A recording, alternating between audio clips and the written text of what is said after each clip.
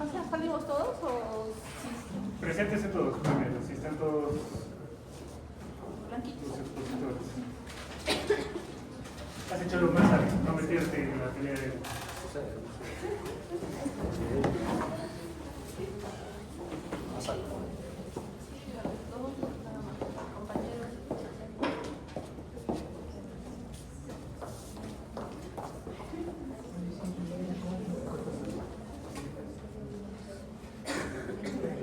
un poco. Ya. El auditorio es suyo, chicos. Buenos días, compañeros. Buenos días, doctor. A continuación, el grupo 10 y el grupo 7 va a presentarles el tema de shock. Vamos a comenzar con la fisiopatología y con el shock. El shock es un estado de hipoperfusión generalizada por disminución de la presión arterial media inferior a 60 miligramos de mercurio. Esto quiere decir que es cuando no hay una irrespiración adecuada en todos los órganos, y si no hay una irrespiración adecuada en todos los órganos, se crea una falla multiorgánica. Tenemos 4 tipos de shock. Sería el distributivo, el cardiogénico, el hipovolémico y el obstructivo. Es muy importante saber la etiología de cada uno para poder así atacar y ver la causa y poder hacer el tratamiento. Entonces, cada uno de esos no son excluyentes, pueden aparecer simultáneamente dos al mismo tiempo. En el caso que sea shock cardiogénico, la falla va a ir al corazón. Entonces, es una disminución de la bomba. Entonces, una disminución de la bomba tiene que ver con el gasto cardíaco. Entonces, vamos a hacer un principio que la presión arterial media es igual al gasto cardíaco por la resistencia periférica transitoria. ¿Y qué quiere decir esto? Que el gasto cardíaco va a estar influenciado por la precarga y la precarga va a estar influenciado por el volumen sistólico. Quiere decir que si afecta a la precarga, va a afectar al gasto cardíaco. Y en el caso de la resistencia periférica transitoria, son los grados de vasoconstricción, de vasodilatación de la arteriola. Entonces, en este caso, el shock cardiogénico tiene que ver con si hay una falla en la bomba, hay una disminución de la fase de eyección, y si hay disminución de la eyección, hay una disminución del gasto cardíaco. En el shock hipovolémico, esto tiene que ver con hay una disminución de la resistencia venosa, entonces hay una disminución de la precarga. En el shock distributivo tiene que ver con la resistencia periférica transitoria, y si hay una disminución hay vasodilatación, hay una disminución de esta resistencia, y por ende hay una disminución de la presión arterial media. Y en el shock obstructivo tiene que ver con la obstrucción del flujo, y que hay una disminución del flujo del volumen sistólico, y por ende una disminución del gasto cardíaco. Siguiente. Vamos a centrarnos en la fisiopatología, que el término central es la hipoperfusión y la tisular. ¿Qué quiere decir esto? Alteraciones a nivel celular. La energía en nuestro cuerpo se consigue en forma de moléculas de ATP, pero en este caso, cuando va a haber una isquemia, en situaciones de falta de oxígeno, vamos a querer tratar de compensarlo. Entonces, ¿de qué forma lo vamos a compensar? De un metabolismo anaerobio. Normalmente es por el metabolismo aeróbico, que es de forma constante, y el metabolismo anaerobio me da productos como ácido láctico y potasio. La deficiencia de esto es que va a tener menos unidades de ATP, y si en tal caso se llegara a agotar el ATP, habría una alteración a la membrana celular. Me voy con este gráfico para explicarles mejor. Si, como hemos dicho más antes, si hay una disminución de ATP, no hay una compensación adecuada, hay una disminución de la bomba de sodio. Cuando hay una disminución de la bomba de sodio, puede provocar edema, y también habría un aumento de la entrada de calcio. Seguido de eso, como mencioné más antes, habría un producto de la salida de potasio, lo cual puede formar una tumefacción celular.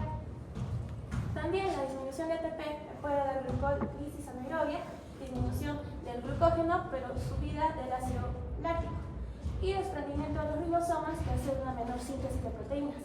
Entonces, si hay mayor isquemia, puede favorecer también la translocación de bacteriana, y eso puede ocasionar un ciclo vicioso hasta originar una necrosis, una shock irreversible, asociada a apoptosis y necrosis multicelular. Que bueno, en este gráfico se puede observar que al comienzo puede ser una lesión reversible, pero si sigue habiendo más, o sea, sigue siendo de manera prolongada, puede ser una lesión irreversible hasta ser necrosis y apoptosis.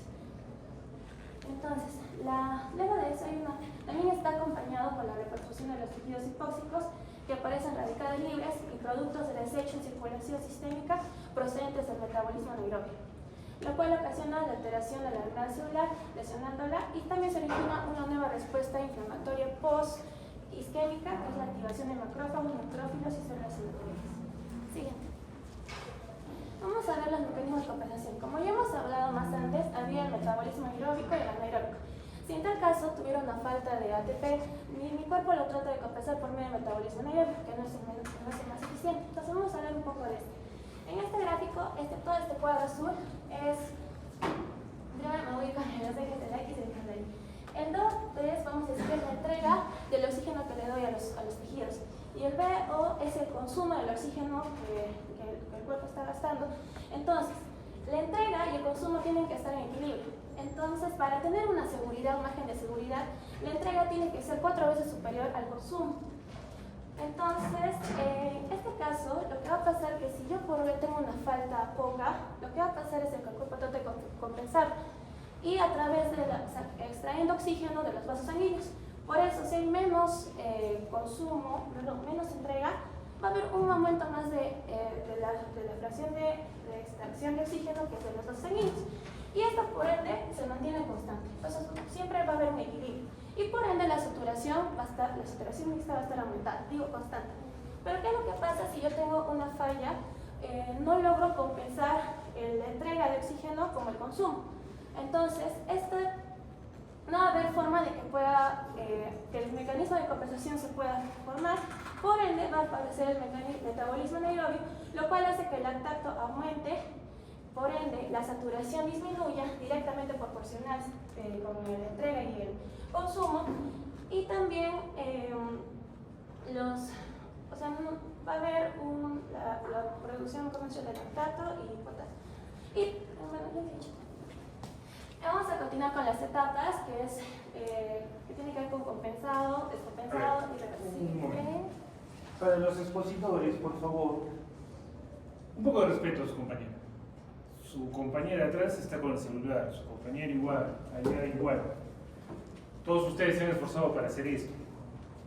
Que nosotros, como grupo, hagamos estos seminarios y nos dividamos los temas es justamente para eso, para que uno sea especialista en una parte, otro en otra. Pero para que esto sea beneficioso, tienen que escuchar lo que está exponiendo su compañero. Y eso, justamente esta fisiopatología, les va a ayudar a ustedes como expositores a entender su parte. Porque no va a alcanzar tiempo para toda la literatura que tenemos en este momento.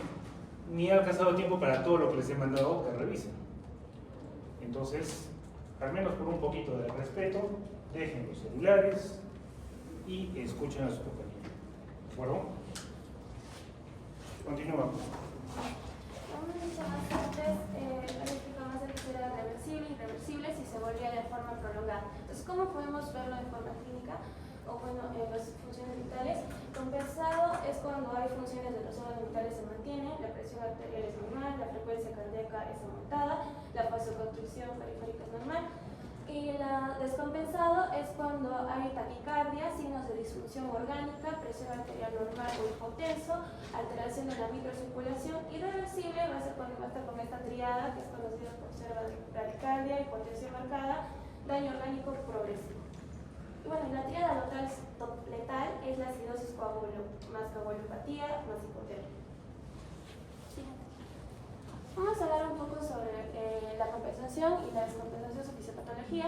En este caso, doctor, primero la respuesta simpático-adrenérgica inicial, que tiene que ver con los mecanismos neurohumorales, que desencadena un mayor trabajo miocárdico. Pero si esto es transitorio, pero si llega a prolongarse más, esto puede degenerar al miocardio.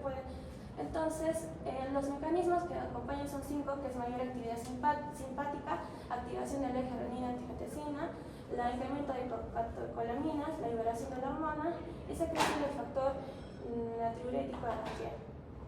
¿Qué quiere decir esto? Que primeramente los vasoreceptores y quimioreceptores periféricos van a enviar mensajes al sistema nervioso central, lo cual ellos van a permitir la liberación de catecolaminas a través del aumento de la actividad simpática neuronal suprarrenal.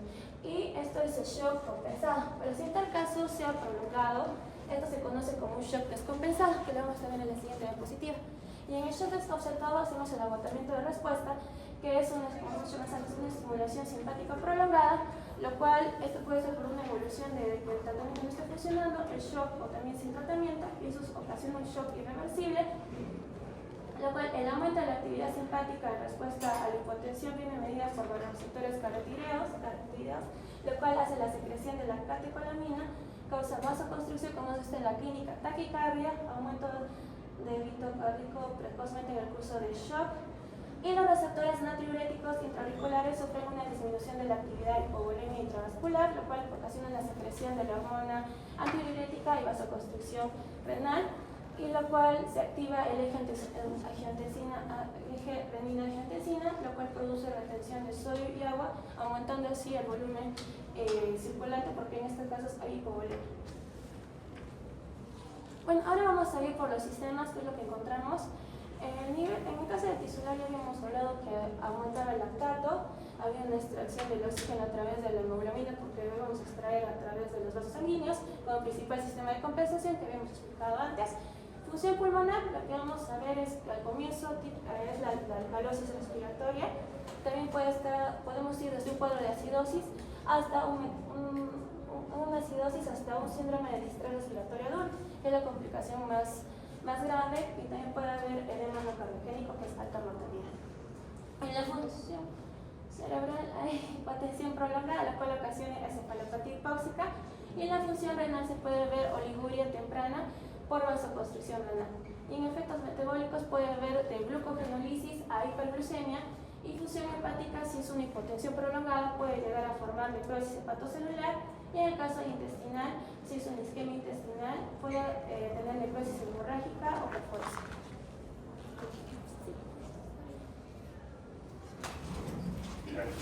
Yo voy a ir pasando la sesión.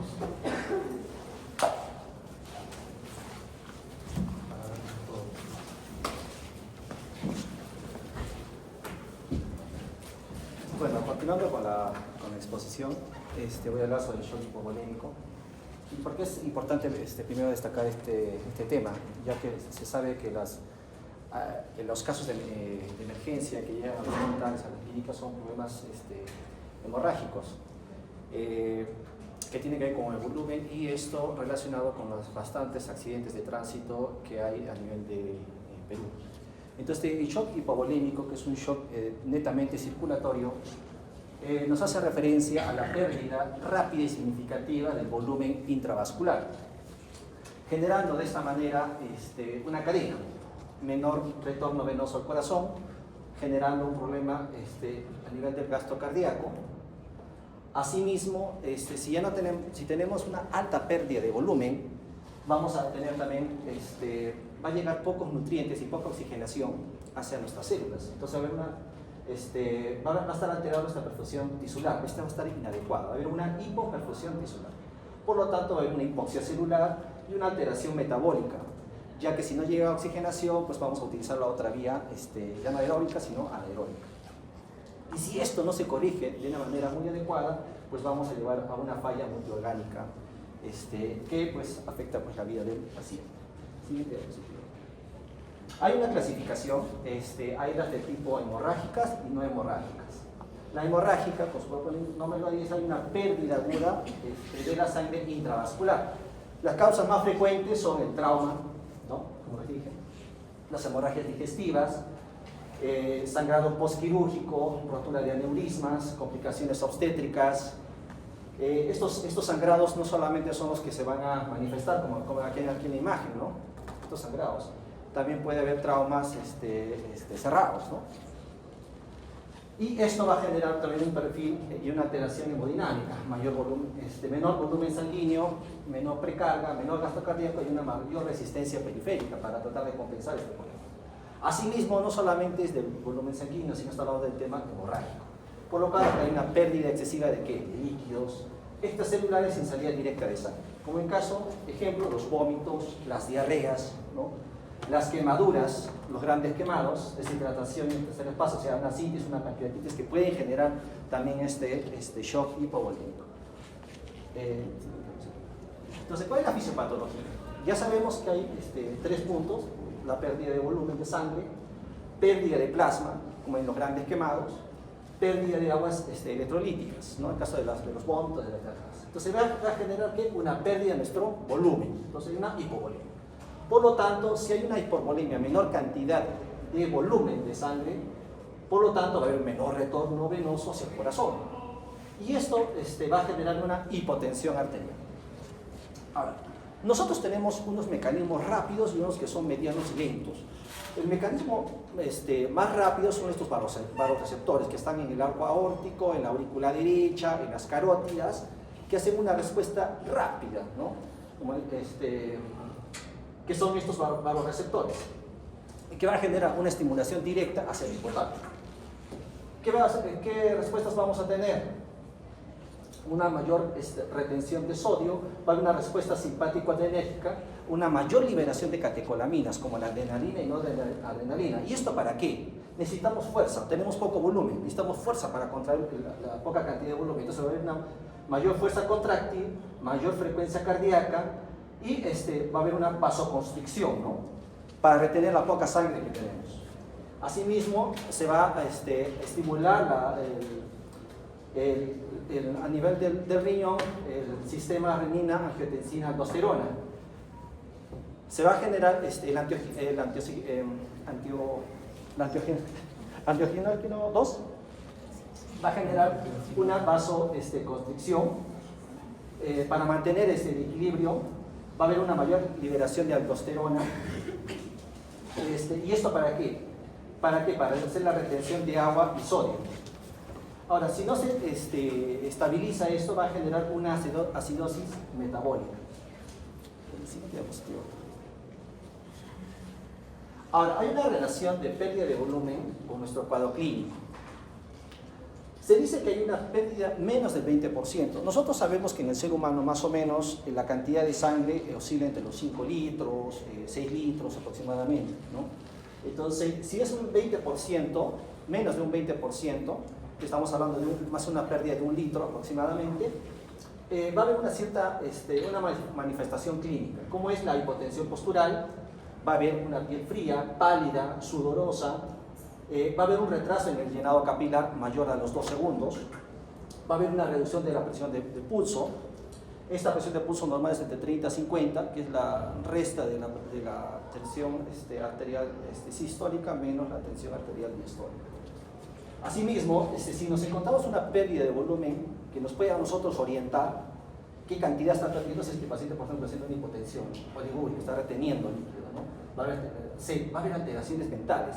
Ya podemos pensar que hay una pérdida mayor a 1 litro, ¿no? Ya nos está más o menos orientando el cuadro clínico, en este caso al paciente, en qué estadio más o menos estaríamos encontrando. Si estamos en unos signos tempranos o ya son signos tardíos.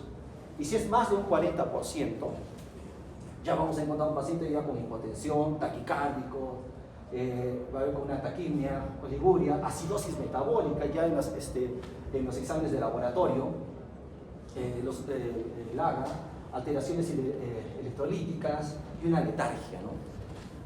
Ahora, hay una triada, que dice la triada letal, ¿no? Que está relacionada con la hipoperfusión y la acidosis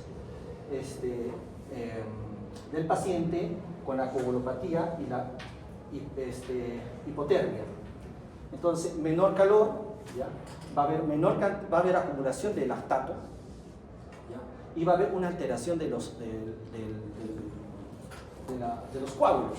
Por lo tanto, esto va a alterar va a favorecer la liberación de sangre. Entonces, esta es la triada letal. Siguiente.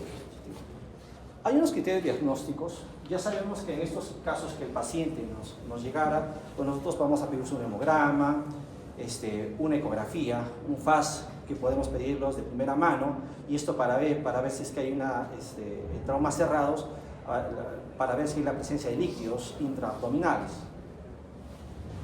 Y para esto también utilizamos unos ciertos criterios teniendo ya estos exámenes de laboratorio. Por ejemplo, la sesión de trauma ya, lo ha clasificado en 4 grados.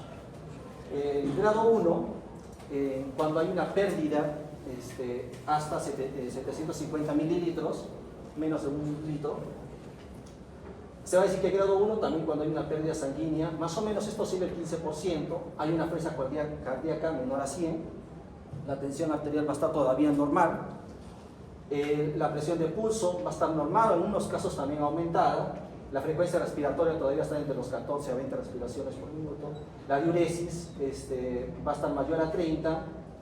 En cuanto al sistema nervioso central, va a estar levemente ansioso el paciente.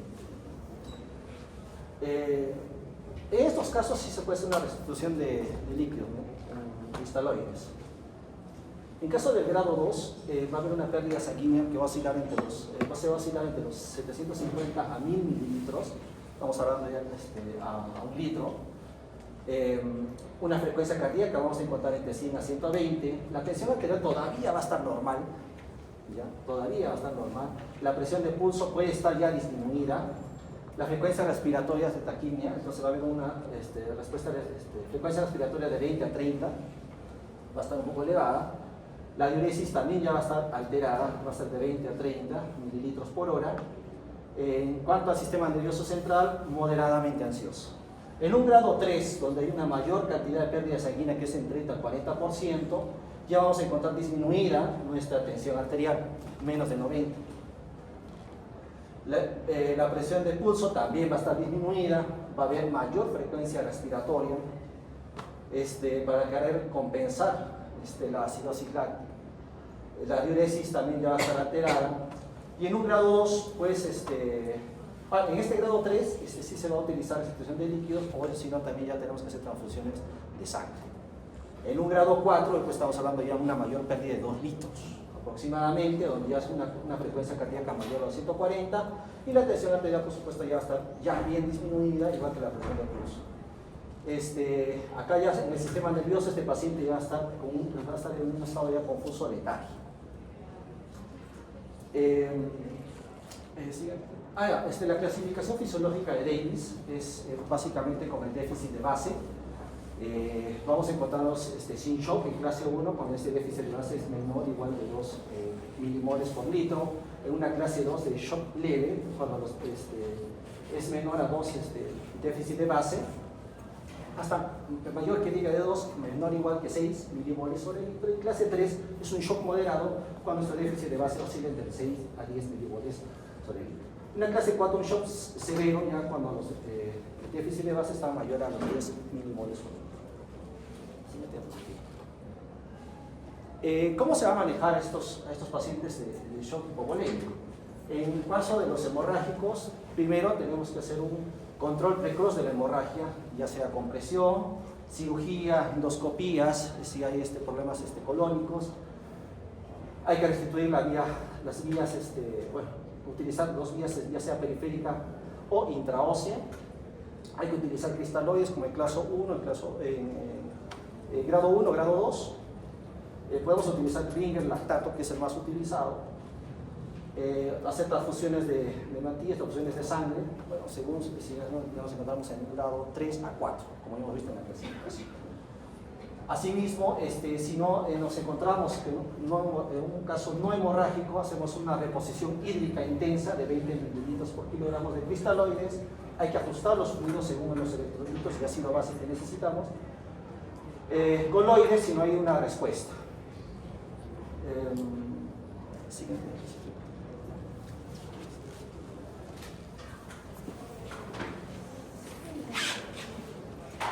Bien, ahora hablando sobre shock séptico, lo vamos a entender como aquella subcategoría de la sepsis como tal, en la que ya va a existir algunas anomalías, ya sea a nivel circulatorio, celular o metabólico, y van a ser tan significativas y tan potentes que pues ya van a estar asociadas con una mayor mortalidad del paciente y ya van a tener una mayor afección que la sepsis por sí sola, y la cual la podemos definir como una respuesta inflamatoria generalizada, es controlar el cuerpo para pues tratar de controlar una infección. Entonces, mezclando ambos conceptos, podemos definir al shock séptico clínicamente como la sepsis como tal, más hipotensión persistente a pesar del uso de vasopresores para tratar de mantener una presión arterial mayor a los 65, y cuando ya tenemos un lactato sérico superior a los 2 milimoles por litro.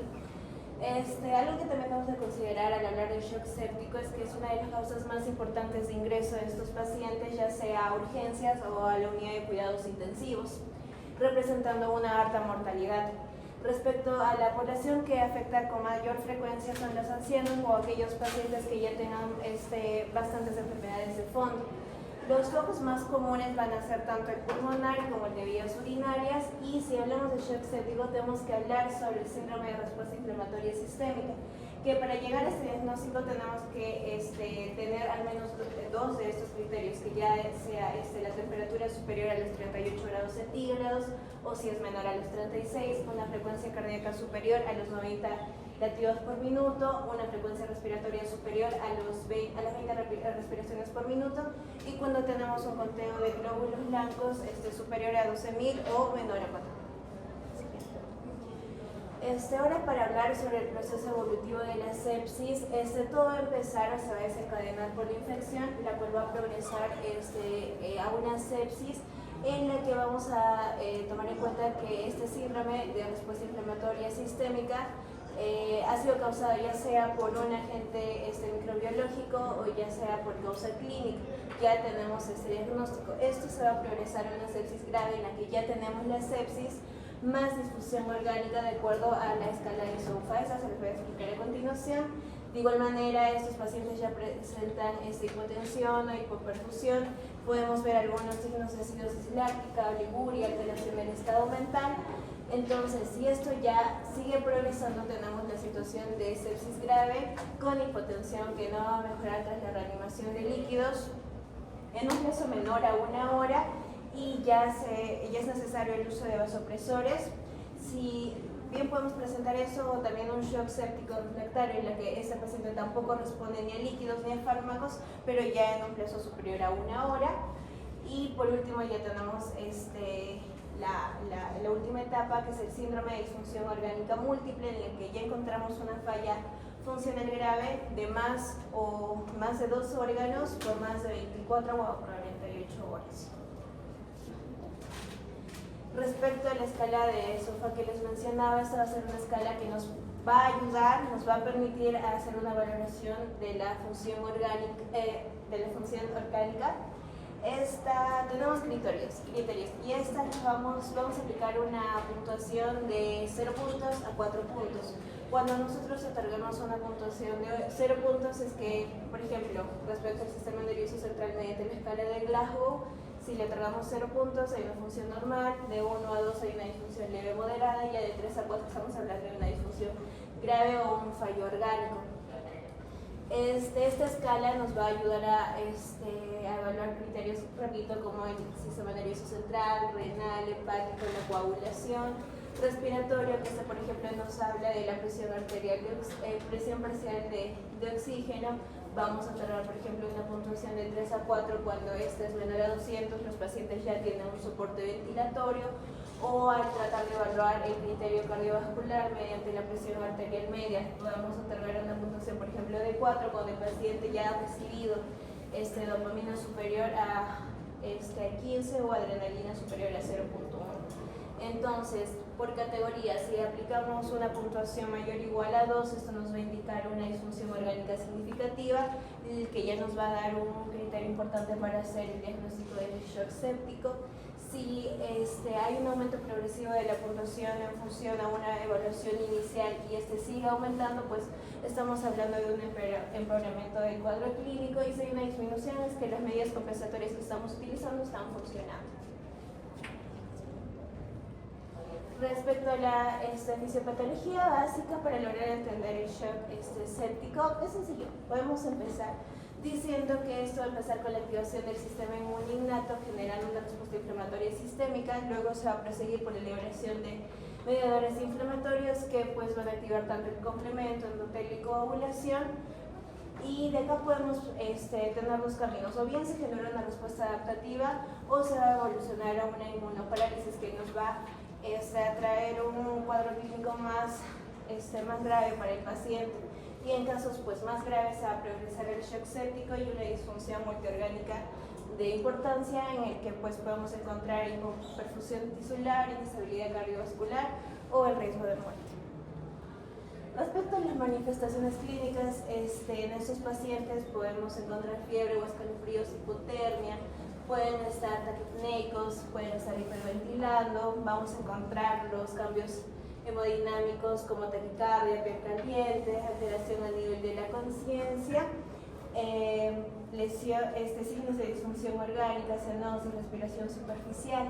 Aquí hay algo muy importante que tenemos que considerar y es la relación del lactato con el shock séptico, porque el paciente al estar en un estado de hipoperfusión, de hipoxia, pues va a potencializar la conversión de piruvato a lactato, por lo que podemos encontrar el aumento significativo del lactato plasmático. Y pues para lograr el diagnóstico nos va a permitir una mayor especificidad. Entonces, ¿cómo esto lo vamos a interpretar? Si tenemos un lactato superior a 4 milimoles por litro, esto se va a asociar a un peor diagnóstico en estos pacientes, incluso si no están hipotensos. Y si el lactato empieza a elevarse de forma significativa, repito, eso significa que los mecanismos compensatorios que estamos aplicando no están funcionando. Para hacer el manejo inicial, diagnóstico de estos pacientes, nos hemos guiado de la guía práctica clínica para el reconocimiento y el manejo inicial en nuestros pacientes. Entonces tenemos dos situaciones, en la que tenemos un paciente con sospecha de infección, y en la primera le aplicamos la escala de SOFA, y si tiene una puntuación mayor o igual a 2 puntos, podemos ya proceder con ese diagnóstico, y por supuesto va a tener un peor diagnóstico y la posibilidad de muerte. Pero si tenemos al mismo paciente con la sospecha de infección, pero en la escala es menor a 2 puntos, podemos aplicar el índice del síndrome de respuesta inflamatoria sistémica, que nos va a ayudar a también situar al paciente y proponer un plan de manejo. Si estamos en la primera situación, pedimos estos análisis, gases arteriales, glucosa, lactato, hemocultivo, nos ayudamos en la anamnesis para tratar de enfocarnos en cuál ha sido el desencadenante de la infección, hemograma completo, urea, creatinina, examen completo de orina, radiografía de tórax, entre esos los más importantes. Para el diagnóstico nos vamos a guiar del flujograma de esta misma guía, en la que, repito, tenemos la sospecha de este paciente, se le aplica esta escala. Si es mayor a 2 puntos, tenemos ya la sospecha de sepsis. Las medidas inmediatas que llevamos con este paciente es la administración de antibióticos de amplio espectro, fluidoterapia con cristaloides, cultivo y otros exámenes auxiliares que nos van a permitir ya ser más específicos con el tratamiento y buscar el foco infeccioso. Y si ya el paciente se encuentra muy complicado, se evalúa la posibilidad de transportarlo a un hospital más especializado. Y si a pesar de esto el paciente tiene una presión arterial media menor a los 65, se empieza con la administración de fármacos como noradrenalina. También se vuelve a evaluar la posibilidad de su transporte y se establece el diagnóstico de shock séptico, cuando además este paciente ya empieza a requerir los vasopresores.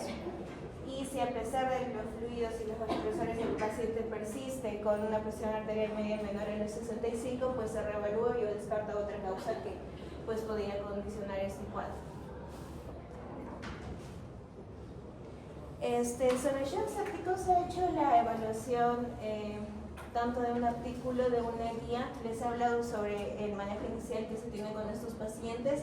Y es por esto que el primero nos habla que estos pacientes con shock séptico no responden adecuadamente a los vasopresores comunes. Les mencioné la norepinefrina. Entonces van a tratar de mantener su presión arterial media, va a ser más complicada y pues va a aumentar la posibilidad de mortalidad. Entonces básicamente se centra en un enfoque de ahorro de catecolaminas y terapias adyuvantes como vasopresina, corticoides, epinefrina y dopamina. Esto hay que tenerlo muy en mente en los pacientes que pues tienen una puntuación alta en la escala de SOFA y pacientes con disfunción renal o insuficiencia respiratoria.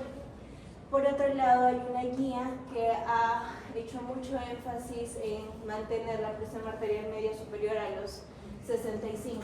Se hizo un estudio en 776 pacientes con shock séptico, en el que se llegó a la conclusión que mantener una presión entre 65 a 70 es suficiente pues, para tratar a esos pacientes con shock séptico, pero mantener este flujo elevado pues tampoco ayuda de forma significativa a disminuir la mortalidad y ha indicado una mayor incidencia de fibrilación auricular en los pacientes con presión arterial media elevada.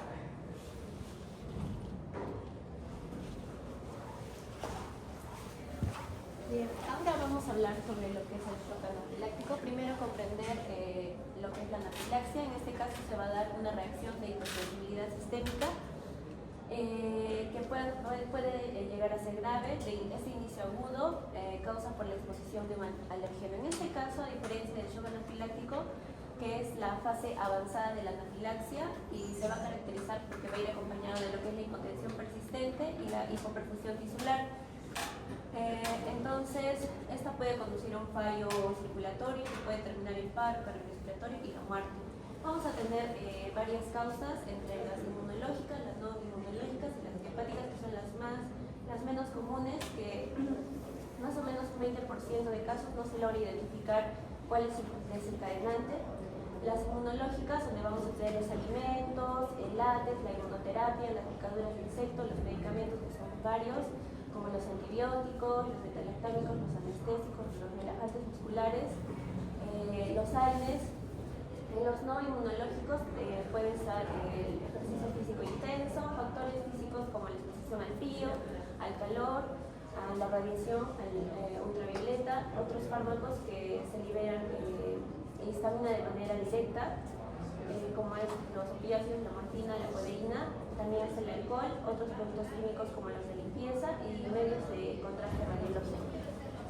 En cuanto a la fisiopatología, vamos a tener tres fases, iniciando por la fase de sensibilización, que es donde se da la primera exposición de este alergeno, que es captado por las células presentadoras de antígeno. Se va a dar una estimulación, se segrega lo que es la inmunoglobulina E y esta se va a pegar a lo que es el mastocito y esta se mantiene ahí armado esperando la próxima exposición. Luego está la fase de reexposición, donde el alergeno vuelve a ingresar al organismo, donde este antígeno se va a unir a la inmunoglobulina E que ya está fijada.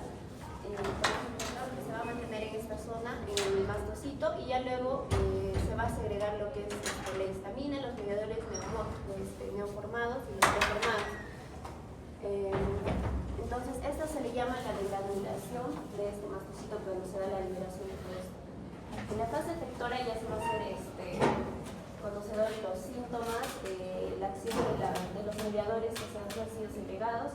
Se va a dar esa vasodilatación masiva que va a producir esta hipotensión, el aumento de la permeabilidad, puede darse edema, hipovolemia relativa, el broncoespasmo y la hipoperfusión, que ya puede llegar al riesgo de falla motorgánica como el shock. Bien, en cuanto a las manifestaciones clínicas, al ser esta sistémica, pues va a afectar el sistema nervioso, cardiovascular, la piel, sistema respiratorio, sistema digestivo, por ejemplo, con dolor abdominal, ya sea diarrea o vómitos.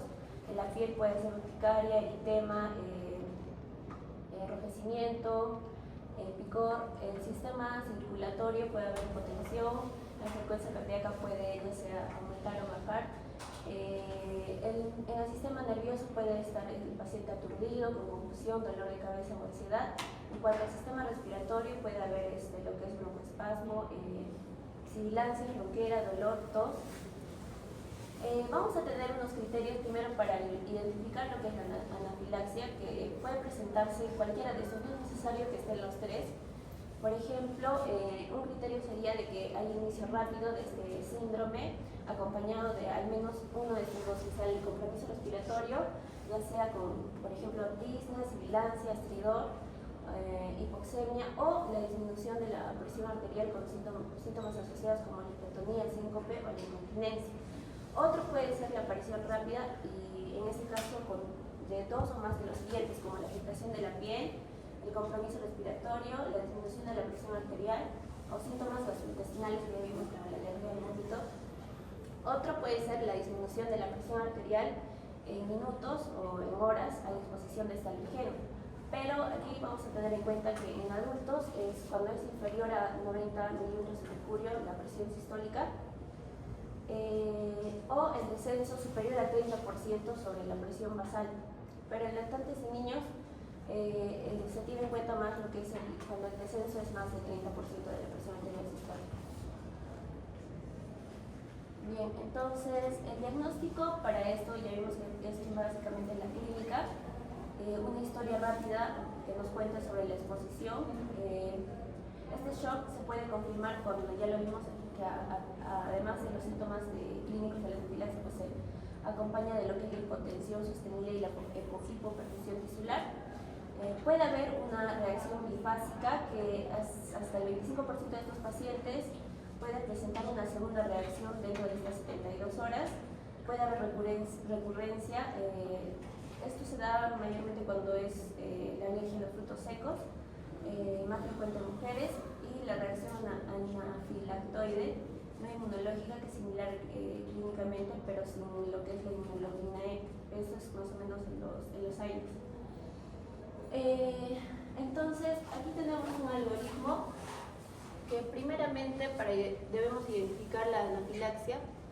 Se le recomienda también poner a lo que es el paciente en esta posición de Trendelenburg si es que hay hipotensión. Tener en cuenta que aquí el manejo principal es la adrenalina. No se trata de una hora dorada, sino de minutos. Es muy importante que se administre lo más antes posible. En los adultos es de 0,5 miligramos. Puede variar de 0,01 miligramos por kilogramo como máximo hasta 0,3 miligramos en niños. Es importante hacer el manejo del ABCD, empezando por la vía aérea, siempre administrar oxígeno a flujo alto, asegurar los accesos venosos. La reposición de fluidos también es importante y siempre monitorizar lo que es la presión arterial, la saturación de oxígeno y la diuresis.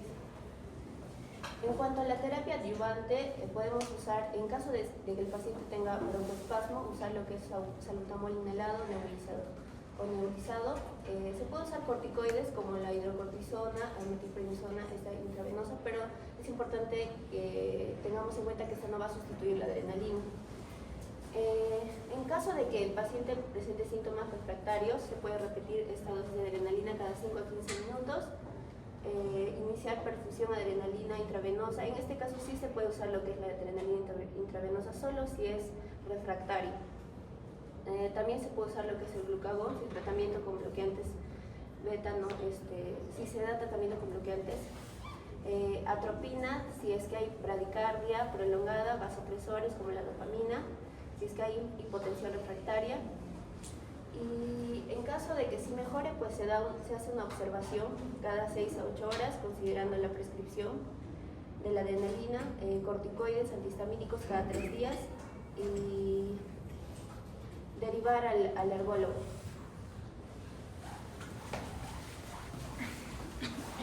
Bueno, en cuanto al shock cardiogénico, este síndrome es causado por falla del corazón como bomba. Se asocia generalmente a un infarto agudo de miocardio o una insuficiencia cardíaca congestiva o arritmias graves. Tenemos que identificar que dentro de este shock cardiogénico también vamos a incluir lo que es el taponamiento cardíaco, al motor de suspensión y al tromboembolismo pulmonar. En cuanto a la etiología, básicamente vamos a tener esta tablita que describe ampliamente las causas que pueden provocar el shock cardiogénico. Tenemos por falla de bomba, por complicaciones mecánicas, otras causas y bueno, por falla de la bomba vamos a tener lo que es el infarto extenso, infarto pequeño, pero con disfunción ventricular previa, infarto con expansión, reinfarto por complicaciones mecánicas, insuficiencia mitral aguda por rotura del músculo papilar, rotura del septo intraventricular, rotura de la pared libre del ventrículo, taponamiento por rotura de pared o efusión hemorrágica, infarto de ventrículo derecho. Otras causas que puede haber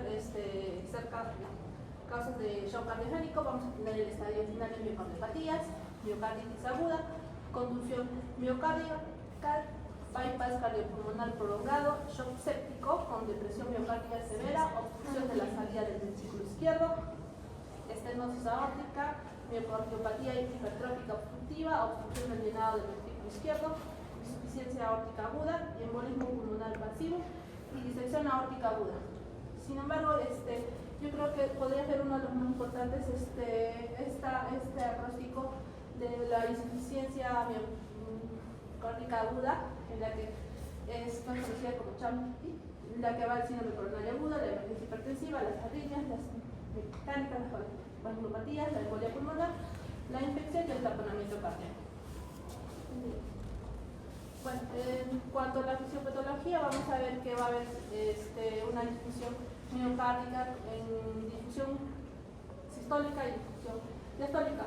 En la difusión sistólica va a haber disminución del gasto cardíaco, lo que va a ocasionar la hipoperfusión sistémica y la hipotensión, lo que va a activar a su vez el sistema nervioso simpático y el sistema renina-angiotensina-aldosterona, lo que va a ocasionar vasoconstricción sistémica compensadora en aumento.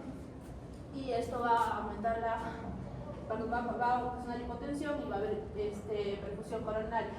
Por el lado de la disfunción diastólica va a haber congestión pulmonar y va a haber hipoxemia, lo que también va a ser un cuadro de isquemia total. Bueno, ya con este fallo multiorgánico de isquemia va a haber vimos que va a haber hipoperfusión sistémica y hipotensión, y va a haber isquemia coronaria y la multiorgánica, lo que va a activar la cascada de defensa con un fallo orgánico renal, pulmonar, hepático, acidosis metabólica, láctica, lo que va a ocasionar inflamación sistémica y va a activar a los mediadores inflamatorios como las situaciones proinflamatorias, y va a haber aumento del óxido nítrico, el peroxinitrato, y va a haber una disminución de la vasodilatación periférica. Bueno, en conclusión, en esta parte se va a ver una difusión miocárdica, como ya vimos, van a ver ya es un cuadro isquémico, van a poder aumentar lo que son las arritmias de congestión, va a aumentarse la vasoconstricción sistémica mantenida o la pomicarga, y la isquemia lo que va a ocasionar es una vasodilatación periférica mantenida, lo que va a ocasionar entre ambas dos una disfunción miocárdica progresiva, lo que va a ocasionar la muerte del paciente. Bueno, entre los signos y síntomas del shock cardiogénico vamos a tener tres puntos importantes que mencionar: los criterios hemodinámicos principales, que va a ser la hipotensión, la tensión va a ser de menor de mercurio, y la reducción de 30% en hipertensos mayor de 30 minutos. El índice cardíaco va a ser menor de 2.2 litros por minuto. Presión capilar pulmonar de menor de 15 a 18 milímetros de mercurio. Los signos de perfusión clásicos que van a ser, bueno, hay unos que son sugestivos: fallo cardíaco derecho y fallo cardíaco izquierdo, y algunos que van a compartir, entre el que va a haber la cianosis, orquídea y la deficiencia del llenado capilar. Sin embargo, los más importantes van a ser cutáneos, la palidez, la frialdad, la sudoración fría, la cianosis periférica. Entre los renales vamos a tener la olimuria, y como todos los shocks va a haber una alteración del nivel de conciencia, y metabólico va a ser lo que es la acidosis láctica. Las manifestaciones comunes como va a haber disnea, taquimia, estertores y sistémicas, va a haber la infiltración yugular, el edema periférico y la orquídea. Bueno, entre los exámenes del laboratorio vamos a también solicitar la hiperlancicidemia por metabolismo anaeróbico debido a la perfusión, aumento de la urea sérica y la hipertransacinemia. Y entre los factores de riesgo vamos a ver la edad, que son mayores de 65 años, sexo femenino, diabetes mellitus, la CB y la falla cardíaca previa. Esto de acá creo que mi compañera de grupo lo va a mencionar, así que no lo voy a tocar. Siguiente. Y bueno, un pequeño punto que es el shock obstructivo de origen extracardíaco, lo hemos tocado muy reducido porque ya era mucho. Representa una emergencia cardíaca caracterizada por la obstrucción mecánica del flujo sanguíneo. Entre las principales causas del shock obstructivo vamos a tener el tromboembolismo pulmonar, el estacionamiento cardíaco y el motor de tensión. Entonces, en el tromboembolismo pulmonar, que vamos a encontrar síntomas como disnea, dolor torácico, tanto pleurítico como subesternal. También vamos a tocar, vamos a ver lo que es tos, hemoptisis y síncope. Entre los signos vamos a tener lo que es la taquimia, la taquicardia, la fiebre y la cianosis. Y lo que es taponamiento cardíaco, vamos a tener la TADB, el signo de SMAU y el pulso paradójico. En cuanto a neumotórax, atención, debemos sospechar el traumatismo por heridas torácicas. Puede presentar síntomas característicos como el dolor torácico, disnea y otros síntomas como la tos seca, la sensación de tope inspiratorio y opresión torácica. Siguiente.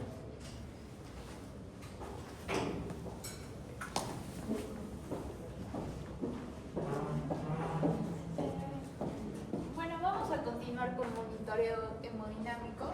Aquí hay algunas variables que tenemos que saber, como lo resumí en una tablita. Por ejemplo, el contenido de oxígeno en la sangre arterial, el oxígeno, la presión de la aurícula derecha, el retorno de oxígeno, la presión venosa central, la presión arterial sistólica, la elastancia telediastólica, la presión de oclusión de la arteria pulmonar. Siguiente, por favor. Bueno, en la interpretación de las principales variables hemodinámicas tenemos el gasto cardíaco, que es la frecuencia cardíaca por el volumen sistólico. Tenemos el índice cardíaco, que es el gasto cardíaco entre la superficie corporal. Tenemos el volumen sistólico, que es la sangre eyectada en cada contracción. El índice de volumen sistólico, que es el volumen sistólico sobre la superficie corporal. La variación de volumen sistólico, que es la variación entre dos valores, que valora la precarga y la respuesta al volumen. Siguiente, por favor. Bueno, aquí vemos los tipos de shock, como ya explicaron mis compañeros, el shock hipovolémico, el gasto cardíaco va a estar disminuido, la resistencia vascular sistémica va a estar aumentada, en el cardiogénico el gasto cardíaco va a estar disminuido, la resistencia vascular sistémica va a estar aumentada, en el obstructivo el gasto cardíaco también va a estar disminuido y la resistencia vascular sistémica va a estar aumentada. Siguiente, por favor.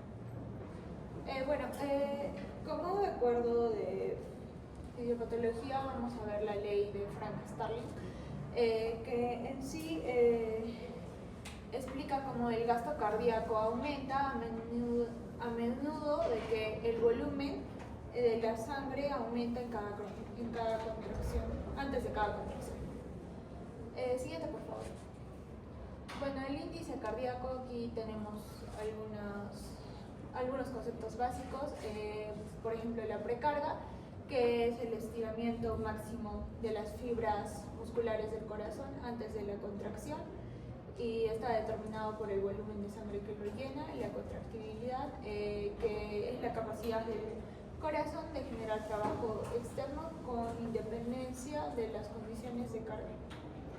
Y la poscarga, que es la resistencia que debe de superar el corazón o ventrículo para expulsar la sangre hacia las arterias. Siguiente, por favor. Bueno, en el monitoreo hemodinámico, ¿qué es el monitoreo hemodinámico? Es el control sistemático de las variables fisiológicas, el conocimiento y la detección temprana de alteraciones fisiológicas de órganos y sistemas que pueden dar complicaciones eventualmente. Siguiente, por favor. Bueno, tipos de monitoreo hemodinámico. Vamos a ver dos tipos, que uno es el invasivo y el otro es el no invasivo. El invasivo mide la presión venosa arterial, y el catéter que se usa es el catéter de la arteria pulmonar, que es el de Schwann-Gass. Este catéter es muy caro, se podría decir, pero igual lo siguen usando como gold estándar. Consiste en que se inyecta 5 centímetros de suero salino y va a medir por medio de esto el gasto cardíaco, la presión arterial pulmonar y la presión de oclusión de la arteria pulmonar. Y el no invasivo, va a ver el estado de conciencia, la hidratación, la diuresis, la temperatura, el higiene capilar, y se va a evaluar por medio de métodos no invasivos como es la oximetría, el oxímetro, el electrocardiograma, el tensiómetro, también se usa el Doppler transtorácico, el Doppler esofágico, la ecocardiografía. Y bueno, tanto los dos procedimientos, antes de llevar a cabo cualquiera de los dos, se necesita lavarse las manos, explicar el procedimiento al paciente y tomar los signos vitales. En el caso del invasivo, claro que hay que hacer una asepsia de la piel del paciente. Siguiente, por favor. PVC es presión venosa central.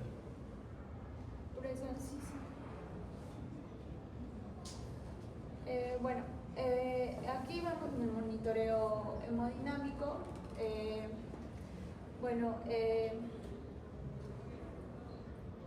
Después del monitoreo hemodinámico, en la sepsis, en el shock séptico, recomiendan usar cristaloides como primera línea, como ya lo explicaron mis compañeros. En el shock séptico se recomienda usar cristaloides o solución salina. Después, en el shock séptico se usa albúmina en pacientes que han recibido ya cristaloides antes y no ha habido como una respuesta. Siguiente, por favor. Bueno, en el monitoreo hemodinámico, como ya estaban explicando mis compañeros, en la parte neurológica vamos a ver el estado mental del paciente, si el paciente cursa con delirio, que es lo más común en estos casos. Vamos a medir la escala de coma de Glasgow. Respiratorio, vamos a ver el FIO2, la saturación, la ventilación. En el examen físico vamos a ver la presión, la frecuencia cardíaca, la presión arterial media y los marcadores de laboratorio, que es el lactato, el bicarbonato, el pH, que va a estar disminuido. Siguiente, por favor.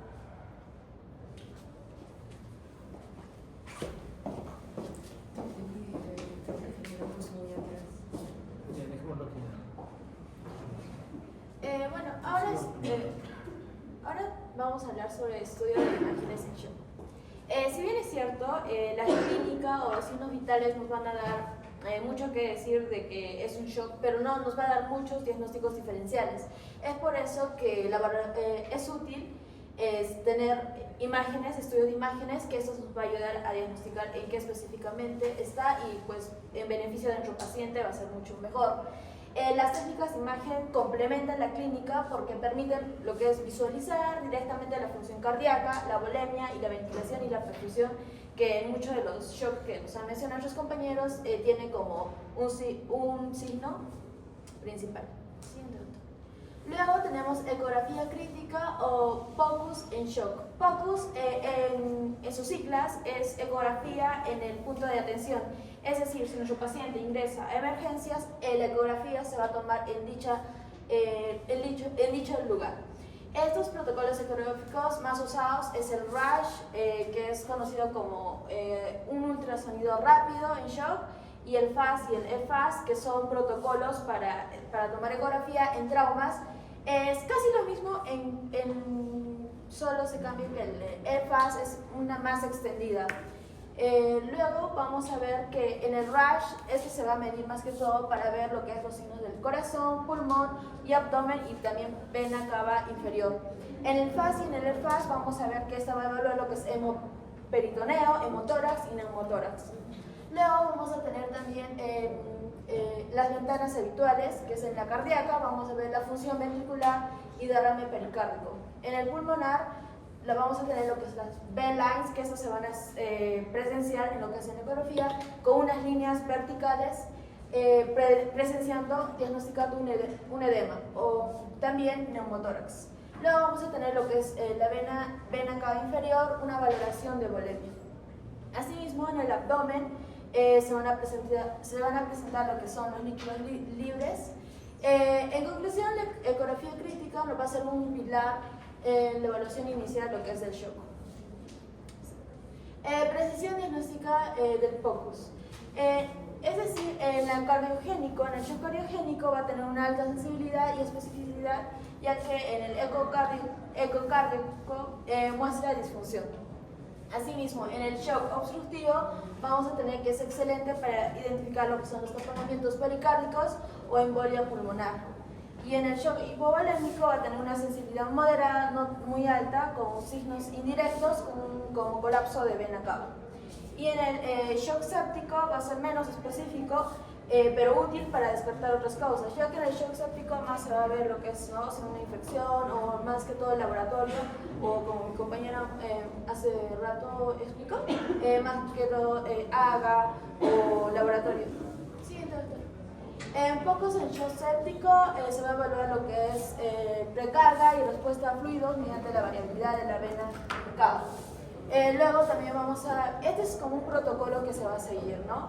Lo que es shock séptico. Primero se va a evaluar lo que es la respuesta a fluidos, luego monitorizar la función cardíaca, detectar la disfunción ventricular y asociada a sepsis. Y por último, identificar los focos infecciosos ocultos o coleccionados intraabdominales, ya sea lo más común en neumonías. Luego tenemos la imagen cardíaca en shock cardiogénico. Esta más que todo se utiliza lo que es la ecocardiografía, principal herramienta que va a indicar rápidamente las fracciones de eyección, complicaciones postinfarto, rotura septal, taponamiento y insuficiencia valvular. En esta vamos a tener también lo que es la resonancia magnética cardíaca, que esta también es valiosa para estudiar la necrosis, fibrosis y función global, aunque limitada en urgencias.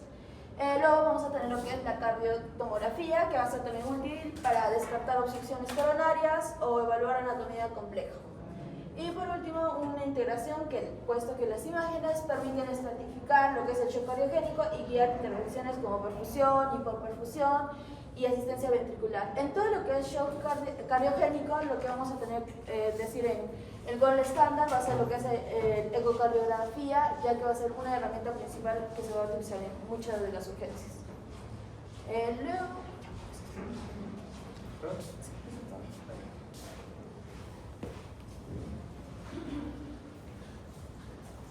Bueno, con respecto al manejo inicial del shock en urgencias, bueno, primero lo que vamos a tener que hacer es realizar un reconocimiento precoz. Primero vamos a tener que ver que la presión arterial esté menos de 90, que el paciente presente taquicardia, también que la frecuencia respiratoria sea mayor a 22 y que también presente una saturación baja. También podemos ver signos de hipoperfusión, como puede ser la piel fría, palidez o el llenado capilar lento. Y bueno, otros signos también sería la oliguria, la alteración de conciencia, como ya le había mencionado a mis compañeros, y el lactato elevado. Bueno, luego de reconocer el shock o que estamos en una situación de shock, vamos a realizar lo que es el ABCDE, que bueno, va a ser la estabilización inicial. Primero, en la vamos a asegurar la vía aérea, vamos a utilizar oxígeno de alto flujo y vamos a realizar una intubación si evidenciamos que el paciente va a presentar un Glasgow bajo o si también, bueno, vemos la presencia de lo que es hipoxemia grave. En la B vamos a realizar lo que es una ventilación de oxígeno al 100%, también vamos a monitorizar la saturación y vamos a realizar una prueba de gases arteriales, o bueno, AGA. Y en la C lo que vamos a realizar es monitorizar el corazón, poner un catéter arterial, también conocido como TEA. En este caso va a ser invasivo, pero solo si es posible. Y bueno, también podemos utilizar los que son accesos venosos. Normalmente se recomienda que sea 2 periféricos gruesos o uno central. Y bueno, también es importante tomar lo que es el lactato y bueno, hemocultivos.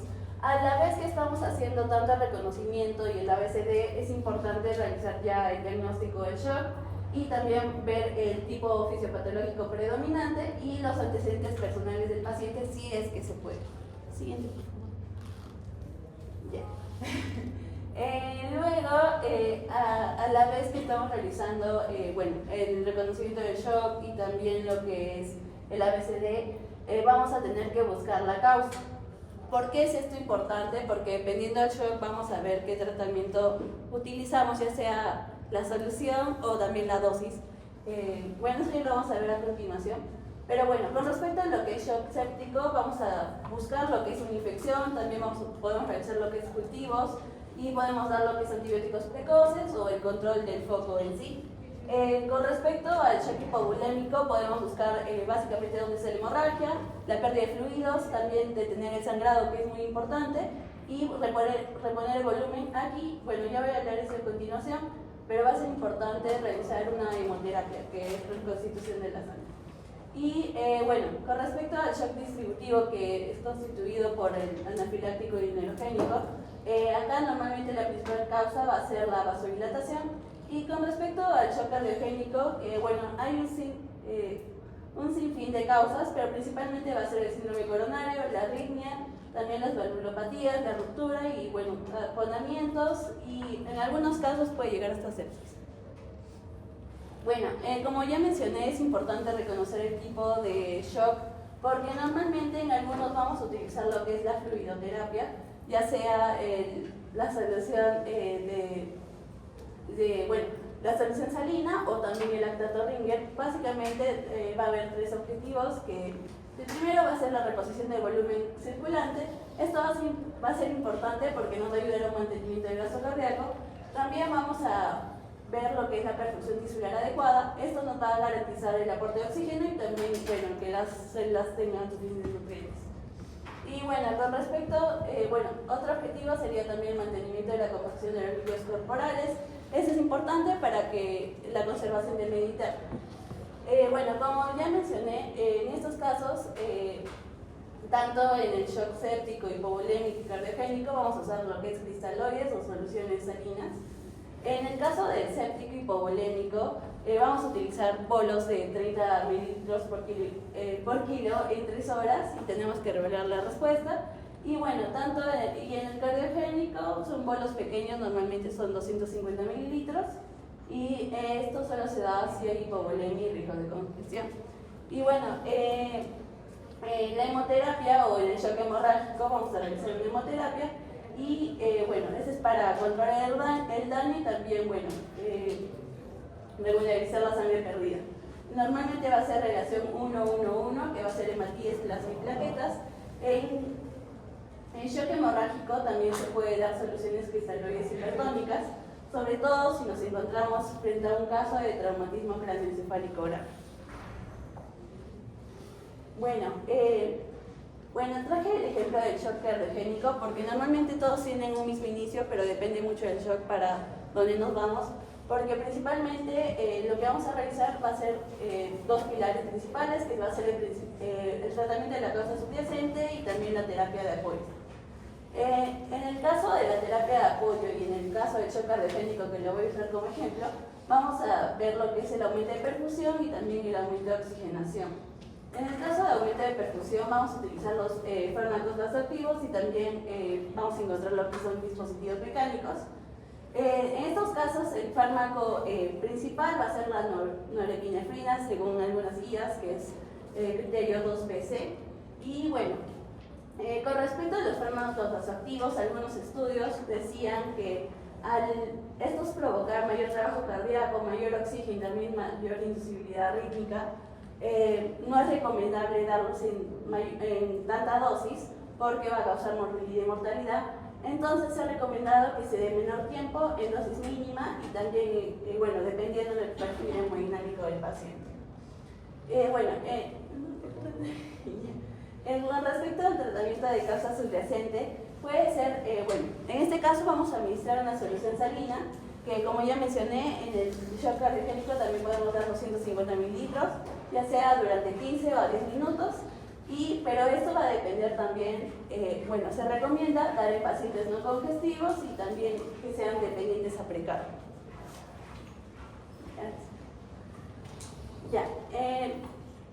También tenemos que considerar lo que es el soporte ventilatorio. Este puede ser no invasivo o invasivo, pero va a depender también del beneficio hemodinámico que se dé al paciente.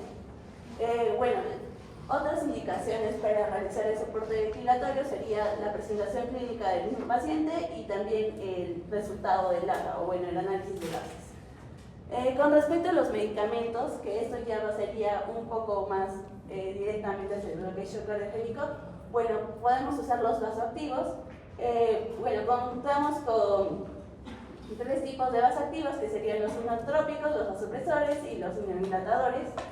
Ejemplos de inotrópicos serían la dobutamina, la milidona y la levosimendan. Y básicamente estos son indicados en casos de difusión ventricular derecha prevalente y también en pacientes que son tratados con beta bloqueadores. Y bueno, con respecto a los inotrópicos, sus beneficios es que va a mejorar el CO y bueno, la perfusión de órganos también. Siguiente. Bueno, con respecto a los vasopresores en sí, los ejemplos serían noradrenalina, que es la principal que se recomienda dar, la vasopresina, que en muchos casos se da en casos que el cuerpo no responde a la noradrenalina, y también bueno, encontramos a la fenilefrina. La vasopresina, que es se da en hipotensión refractaria, que no responde a noradrenalina, y en descompensación del lado derecho. Y ya yendo un poco más a lo que son el tratamiento de causas subyacentes, porque es el segundo pilar, podemos ir a lo que es revascularización de emergencia o también un soporte circulatorio mecánico, que esto ya es específicamente si contamos, si estamos en un caso de infarto agudo, podemos realizar una resuscitación miocárdica y podemos realizar un soporte ventricular izquierdo, ya sea con bomba de balón aórtico o también con bomba de flujo microaxial, pero la bomba de balón aórtico actualmente ya no se utiliza mucho. En el soporte ventricular derecho podemos usar IMPLRP o también Tandem Heart y Protect Duo. Y con respecto a, si queremos, ECMO también se utiliza bastante, que se utiliza para la oxigenación de membrana extracorpórea venoarterial y eso nos va a permitir tener mayor perfusión de órganos. Y es recomendable para tener una mejor estabilidad hemodinámica, también aumentar la poscarga del ventrículo izquierdo. Y las indicaciones es sobre todo la disfunción biventricular severa, también síndrome de dificultad respiratoria concomitante.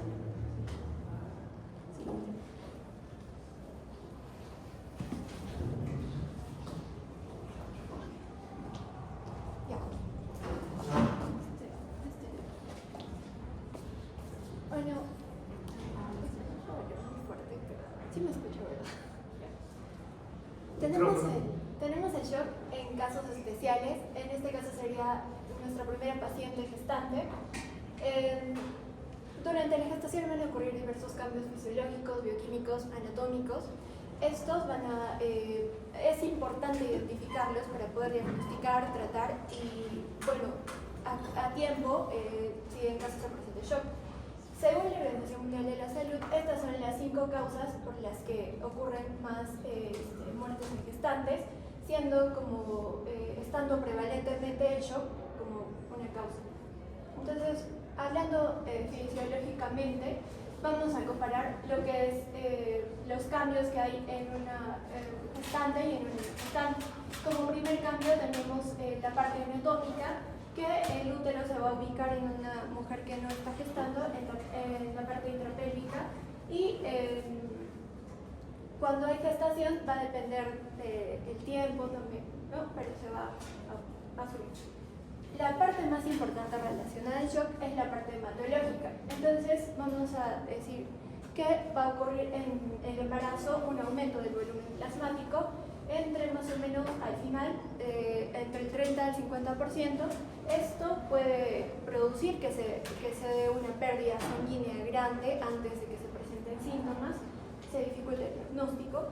La meca-hemoglobina va a disminuir, la hemoglobina y el hematocrito van a disminuir.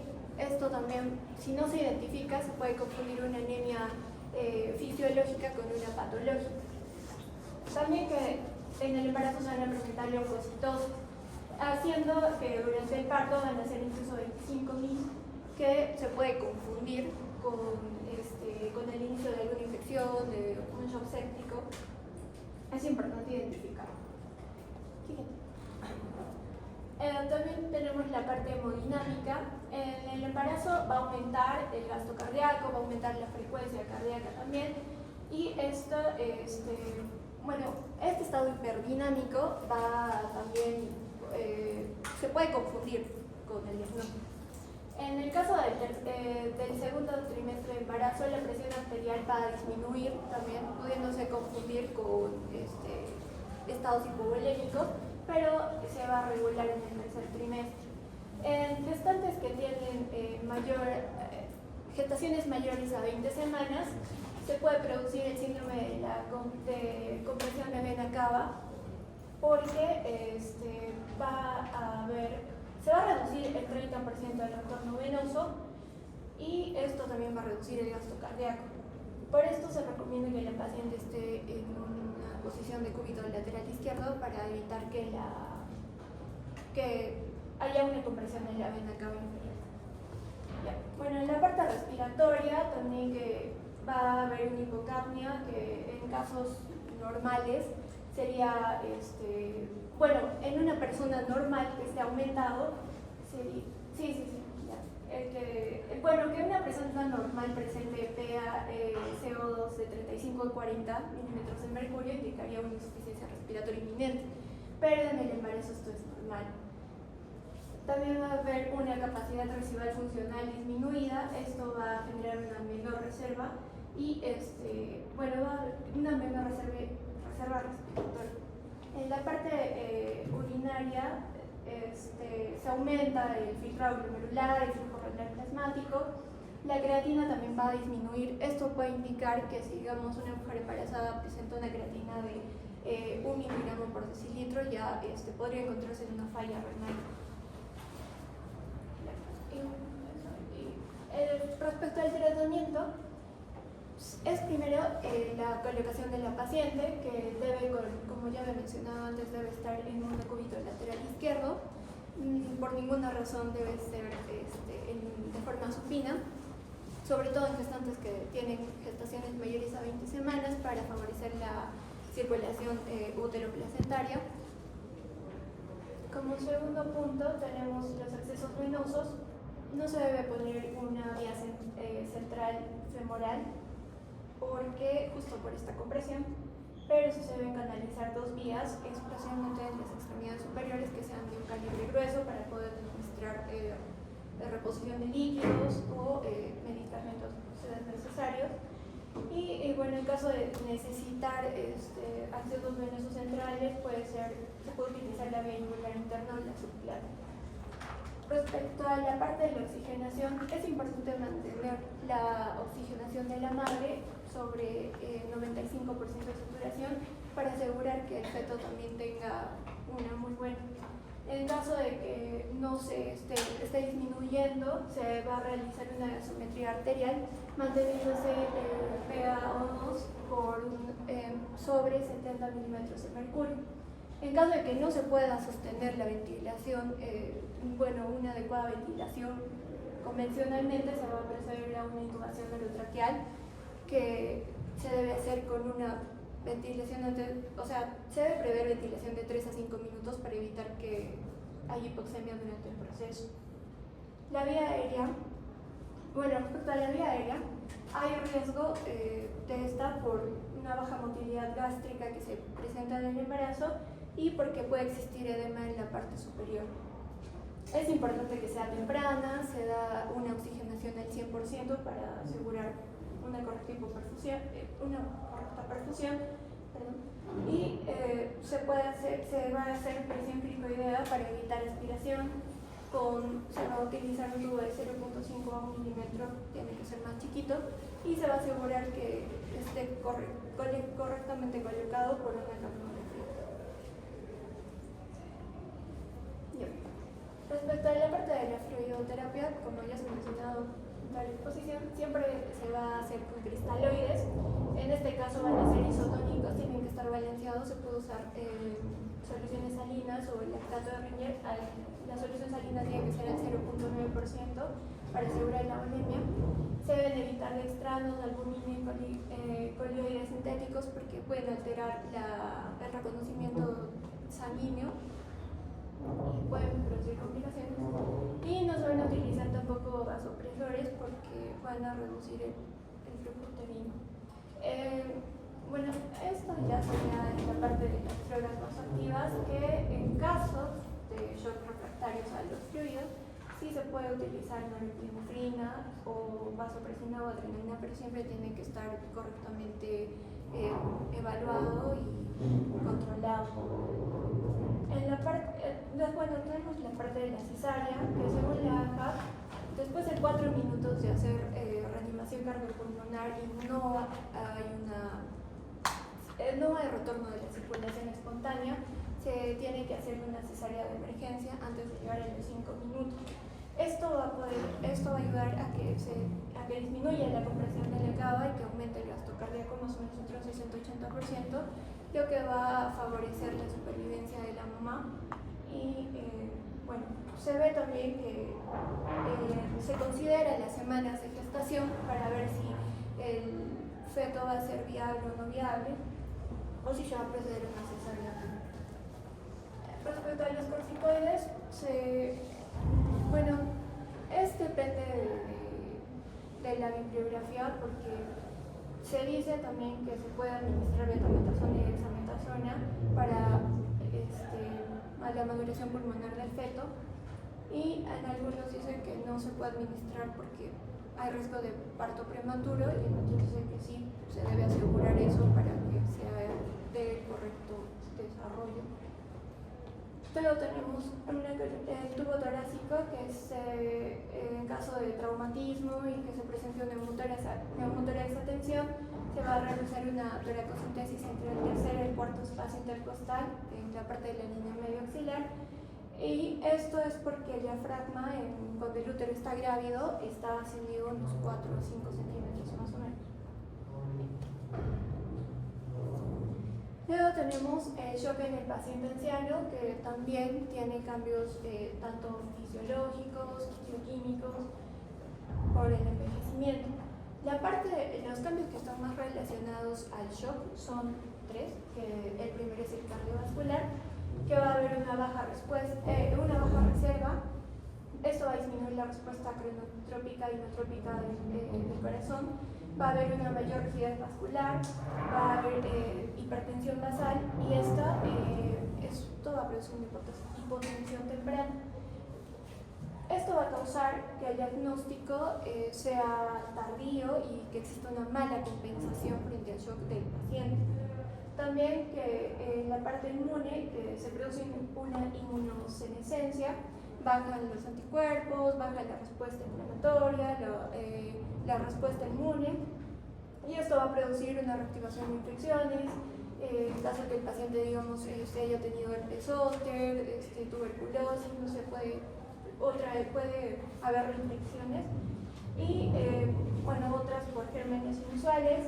También existe mayor riesgo de infecciones, que son también incidencia de sepsis, ¿no? Neumonías, infecciones del tracto urinario, que van a poder priorizar un shock sepsis. La clínica que va a presentar el paciente es que, bueno, la parte de la hipotensión es un signo ya tardío en el caso de los ancianos. Se va a enmascarar por justamente esto de que hay muchos que presentan hipertensión. Y los tipos más frecuentes en este grupo son el séptico por la mayor susceptibilidad a estas infecciones, el hipovolémico por caídas o uso de anticoagulantes, que es muy frecuente en esta edad. Y las manifestaciones clínicas especiales que van a ver es que se va por la disminución de la respuesta inmunológica, se va a producir shocks sépticos sin fiebre, incluso cuando los estados ya son graves. Y también hipotensión sin taquicardia por la baja respuesta cronotrópica y el uso de betabloqueantes que se da, insuficiencia renal frecuente por disminución del filtrado glomerular, bajo flujo renal y acumulación de fármacos también, incluso se va a producir oliguria. Y también la polimedicación con diuréticos, que va a haber un déficit de volumen crónico, y esto va a producir alteraciones electrolíticas, especialmente de sodio y potasio. En el caso de la piel atrófica y las uñas engrosadas van a dificultar la perfusión y la saturación el control, toda esta parte, y la mala tolerancia a la acidosis que tiene este grupo, que va a indicar un peor pronóstico a comparación de otros grupos etarios. En la parte del diagnóstico es casi igual en el adulto, normal. Se va a hacer hemograma, pero también se puede presentar en estos casos leucocitosis bajas cuando haya infecciones graves. Se va a hacer bioquímica, coagulación, TP, INR, TTPA, PCR, procalcitonina, que no son muy fiables para el diagnóstico, pero van a ser útiles en la evolución para retirar ya los antibióticos y ver cómo va la desescalada antibiótica. También se va a hacer gasometría arterial más lactato para ver la hipoperfusión tisular, una analítica de orina, hemocultivos y urocultivos en caso de sospecha de sepsis, radiografías de tórax y ecografías abdominales como básicos. El tratamiento en esta parte también es priorizar la parte de la oxigenación, que debe ser iniciado precozmente, debe ser porque este grupo también tiene mayor frecuencia de enfermedad pulmonar obstructiva. En caso de que no se logre la ventilación correcta, se procede a una intubación, se hace una monitorización hemodinámica, reposición de volúmenes también con cristaloides como primera elección. Hay que valorar en estos casos muy de cerca la respuesta renal y el riesgo de edema pulmonar que se pueda producir.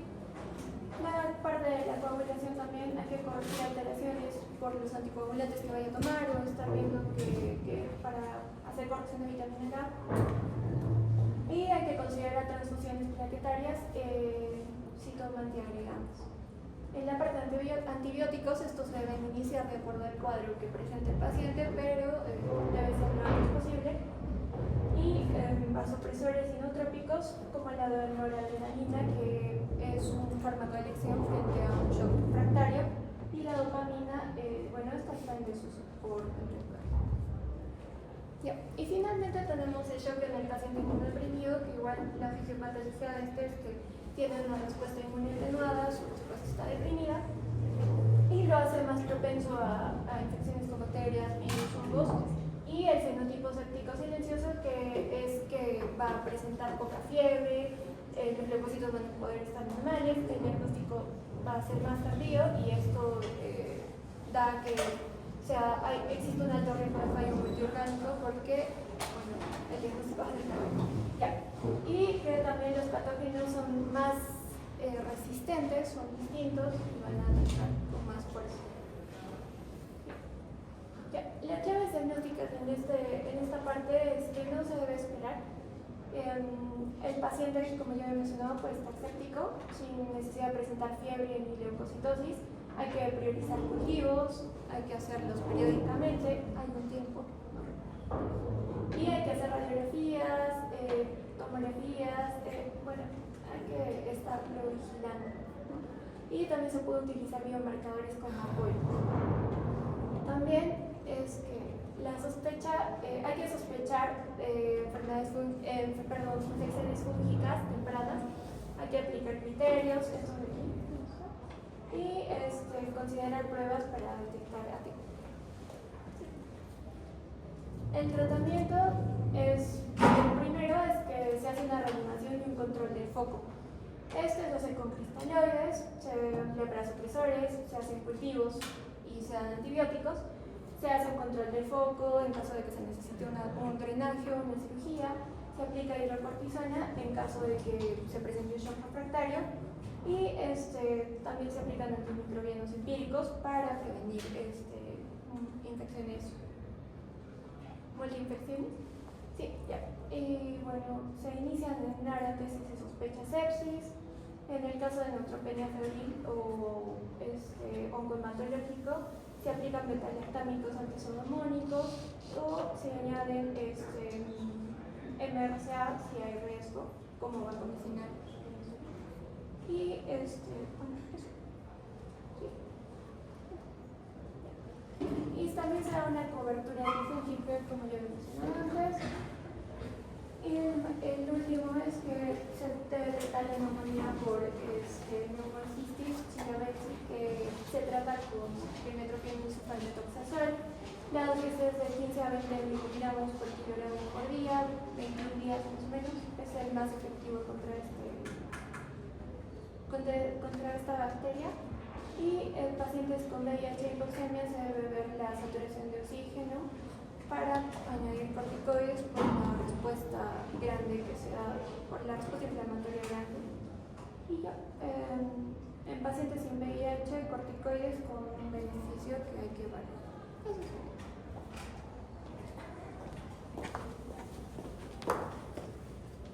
Bueno, gracias por los que se quedaron. No sé quién me mandó el último. De verdad, digamos que yo me puse primera, ¿sí? Shock neurogénico. Aparece como consecuencia de una pérdida del tono simpático, lo que interfiere con la capacidad del cuerpo de vasoconstreñirse y por lo tanto se produce una vasodilatación masiva. ¿Alguien me entendió? No, ¿verdad? La primera vez que yo lo leí no entendí nada, así que les voy a dar un ejemplo. Digamos que son las 10 de la noche, una chica está yendo a su casa, pasó por un callejón y ve a un asaltante. Pero ella tenía ganas de orinar. ¿Qué es lo primero que hace? ¿Corre o va a orinar? No, ella corre. Ahí ella se olvida de la sensación de emocionar, sus ojos se dilatan, su frecuencia cardíaca acelera, la respiratoria también. Entonces, ella en medio de que está corriendo, le da hambre. No, no le da hambre. Se va, no, atrás, no. Ya. Lo que provoca, todo lo que les dije se encarga del sistema nervioso simpático. Él hace eso. Él es el que te ayuda a huir, a escapar de eso, el que te hace estar alerta. Entonces, ¿qué es el tono simpático? Es eso. Te da la posibilidad de vasoconstricción y ya como acá hay una pérdida del tono simpático, como ya hay una pérdida, ya no se puede vasoconstreñirse y por lo tanto va a haber una dilatación masiva. ¿Sí? Siguiente. Entonces, ¿qué es shock neurogénico? Es una afección potencialmente mortal causada por la insuficiencia circulatoria. En la hipoxia tisular celular está causado por un aporte inadecuado de oxígeno. Lo que todos sabemos, no va a llegar oxígeno suficiente para satisfacer nuestras necesidades metabólicas. Y a inicios, cuando viene este shock, sí se puede revertir, pero también rápidamente puede ser irreversible. Entonces, esto provoca un fallo multiorgánico y posteriormente la muerte. En la clasificación de shock, se ubica en el distributivo porque tiene que ver con el flujo sanguíneo y no séptico porque no tiene que ver con infecciones. ¿Cuáles son las consecuencias de una disminución del tono simpático? Porque puede haber un daño traumático, lesión a la médula espinal, también a la columna, ya sea vertebral igual. También está la anestesia medular y el presidente del centro vasomotor. ¿Qué es el centro vasomotor? Es el vigilante, es el que regula y ve por una buena homeostasis en el cuerpo. Entonces, si va a haber un traumatismo craneoencefálico, este centro vasomotor se va a deprimir. Y también se da shock neurogénico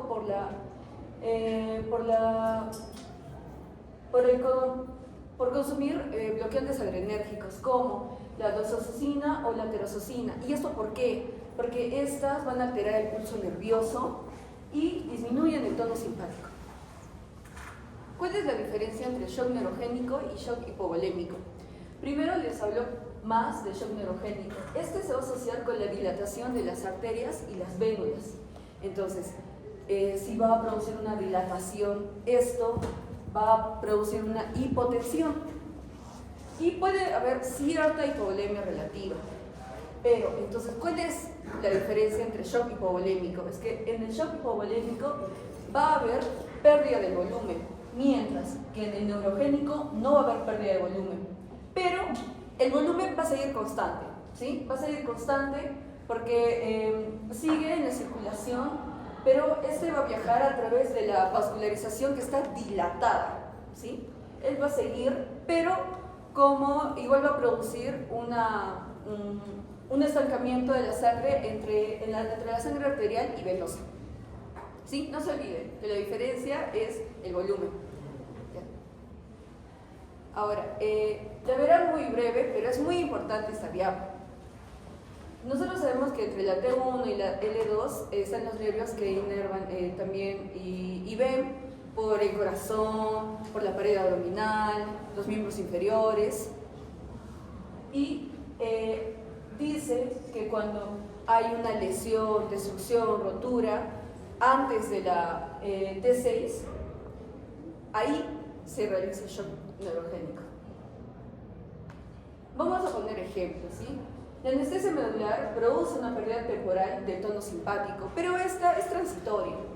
Y la hipoglucemia, también con el síncope vasovagal, van a inhibir al flujo simpático desde el centro vasomotor, que ya les mencioné, y el centro vasomotor bulbo, protuberancia, y esto va a producir una pérdida de la regulación vasomotora. Ya. Capaz no me entendió nadie, pero con esto sí van a entenderlo. Empezamos con una lesión en la médula espinal, ya puede ser por la anestesia espinal o medular, y o la depresión del centro vasomotor. ¿Qué es lo que produce eso? Es la disminución del tono simpático, lo que ya les hablé.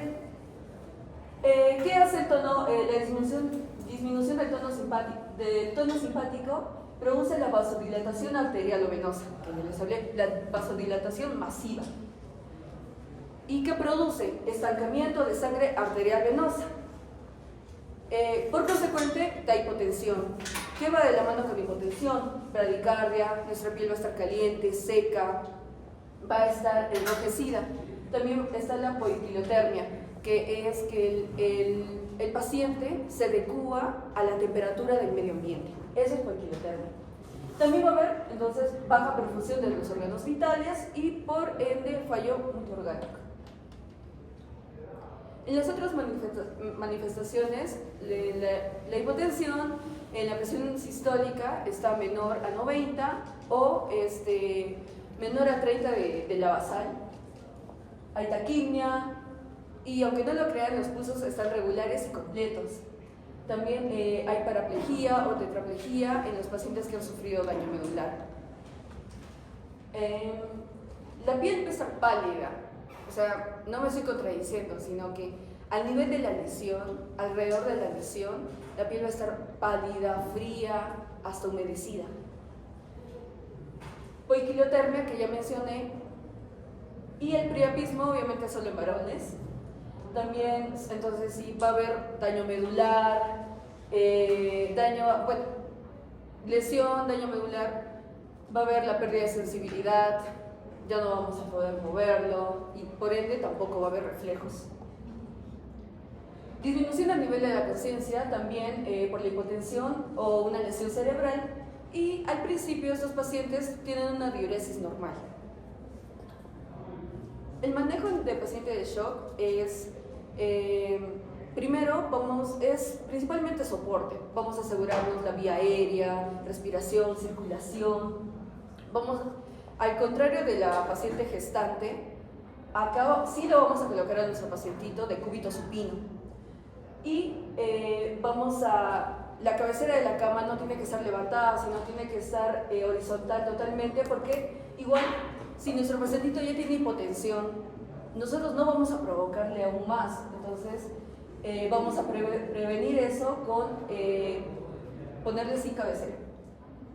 También vamos a establecer las medidas de inmovilización, ya sea si se produjo el daño a nivel medular,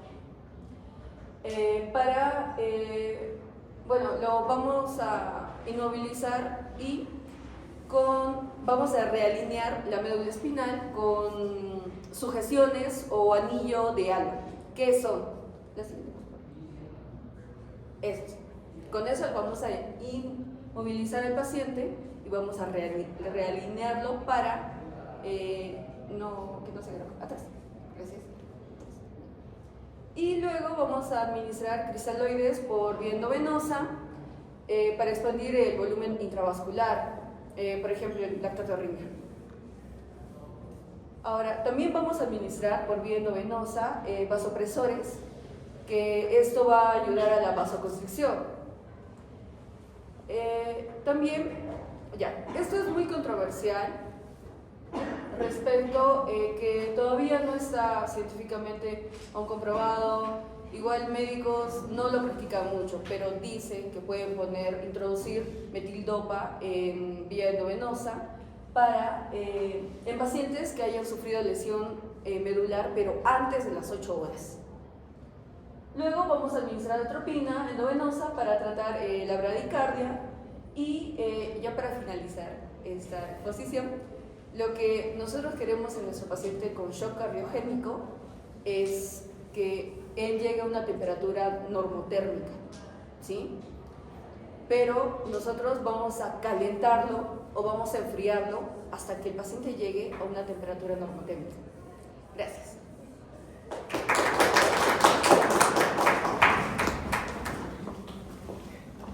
A ver, ya para que se vayan, porque ya ahorita se van a desmayar todos. Pequeño resumen. Todo lo que es shock, todos lo vamos a ver. Todos vamos a tener en algún momento un paciente que tenga shock, que esté en shock. Y recordemos que el shock es un paso de fallecimiento. Si no actuamos rápido, si no identificamos rápido, si no vamos a tomar las medidas, el paciente va a fallecer. Y en la mayoría de casos de shock, independientemente del tipo, la mortalidad va de un 40, un 30 a un 40%. Y la sobrevida de 30 días es muy baja. ¿De acuerdo? Entonces, cositas básicas. Ningún paciente va a venir con un letrero y decirte tengo tal shock. Entonces, clínica manda. Siempre lo primero es clínica. ¿Qué vamos a tener? Primero, ¿qué es el shock cardiogénico? El shock en sí. Shock, sinónimo, disminución de la perfusión, ¿no? Hipoperfusión de órganos multisistémicos o de multiórganos, como quieran denominar. Esto es shock. ¿Cómo voy a identificar esto? Por la clínica. Paciente taquicárdico, presión arterial media disminuida, clínicamente, todo lo que han mencionado, ¿no? Hay palidez, disminución de la perfusión tisular, todo. Identificamos a mi paciente con shock. ¿Qué tenemos que hacer? Lo primero es el ABC, o ABCD, ¿perdón? Que han visto en todas las exposiciones, siempre colocan en el inicio ABCD. Recordemos que es un paciente en shock. Recordemos que es un paciente que está a puertas de fallecer. Por lo tanto, lo primero que tengo que hacer, ¿qué es? La vía aérea. Tengo que asegurar que el paciente reciba aporte de oxígeno. La mayor cantidad de pacientes de shock van a entrar a intubación. Va a nacer un tubo endotraqueal. Entonces, intubas a tu paciente. Aseguramos vía aérea. Ventilación. Tengo que asegurar un adecuado aporte de oxígeno. Solo eso, no. El paciente está en shock, el paciente está en hipoperfusión de los órganos. Mientras más minutos pase que no le llegue sangre o que no haya un adecuado débito de aporte de oxígeno a las células mueren. Por lo tanto, ¿yo qué tengo que priorizar? Que la poca cantidad de oxígeno, la poca cantidad de sangre que tenga, que se esté distribuyendo normalmente, llegue a órganos blancos, cerebro, corazón, riñón.